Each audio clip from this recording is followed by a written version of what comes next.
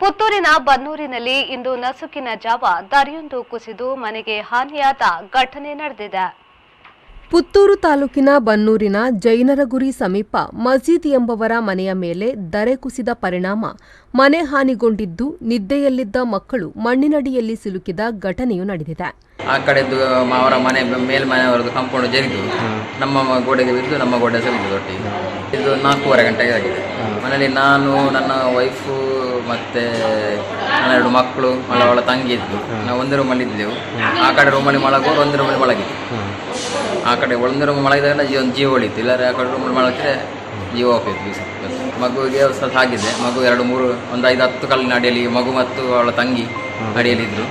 ಮಕ್ಕಳು ಮತ್ತು ಕಲ್ಲು ತೆಗೆದಾಗ ದೇವರದಲ್ಲಿ ಏನೂ ಆಗಲಿಲ್ಲ. ಪುಣ್ಯದಲ್ಲಿ ನಮಗೆ ಮಗು ಮತ್ತು ಅವಳಿಗೆ ಏನು ಆಗದ ಕಾರಣ ಒಂದು ಬಚಾವಾಗಿದೆ. ಅದು ನೋಡಿದರೆ ಮಾತ್ರ ಅದು ಒಂದು ಜೀವ ಹೋಗುವ ಇದರಲ್ಲಿತ್ತು.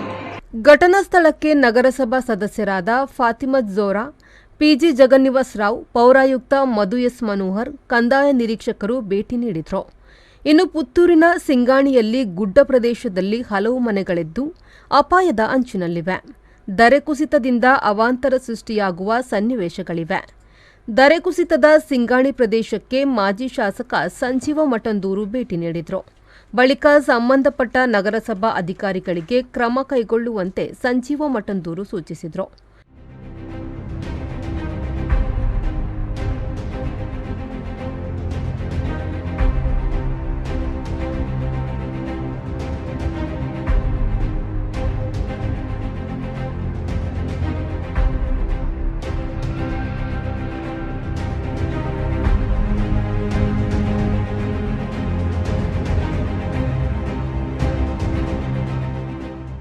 ನಿನ್ನೆ ಗಾಳಿ ಮಳೆಗೆ ಇಲ್ಲಿ ಸವಿತಕ್ಕ ಅನ್ನುವಂಥವರ ಒಂದು ಬರೆ ಕುಸಿತ ಆಯಿತು. ಬರೆ ಕುಸಿತಾದ ನಂತರ ಆ ಬರೆ ಕುಸಿತಕ್ಕೆ ತಕ್ಷಣ 4 ಲಕ್ಷ ಬಿಡುಗಡೆ ಆಗಿದೆ ಅಂತೆಲ್ಲ ಎಲ್ಲ ಸುದ್ದಿ ಆಯಿತು.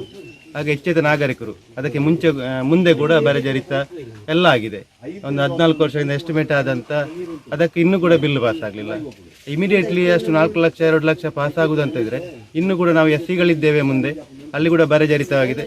ಮಾನ್ಯ ಶಾಸಕರು, ಸಂಬಂಧಪಟ್ಟ ಅಧಿಕಾರಿಗಳು ಇದಕ್ಕೆ ಸಂಬಂಧ ವಿಚಾರ ಮಾಡಿ ಅದಕ್ಕೆ ಕೂಡ ಕೂಡಲೇ ಎಷ್ಟು ಪರಿಹಾರ ಸಿಗ್ತದ, ಬರೆ ಜರಿತಕ್ಕೆ ಏನು ವ್ಯವಸ್ಥೆ ಮಾಡಬೇಕು ಅದನ್ನು ತಕ್ಷಣ ಮಾನ್ಯ ಶಾಸಕರು ಮಾಡಬೇಕು ಅಂತೇಳಿ ಸಾರ್ವಜನಿಕರ ಪರವಾಗಿ, SC ST ಗಳ ಪರವಾಗಿ ನಾನು ಮನವಿ ಮಾಡ್ತಿದ್ದೆ. Anish, V4 news, Puttur.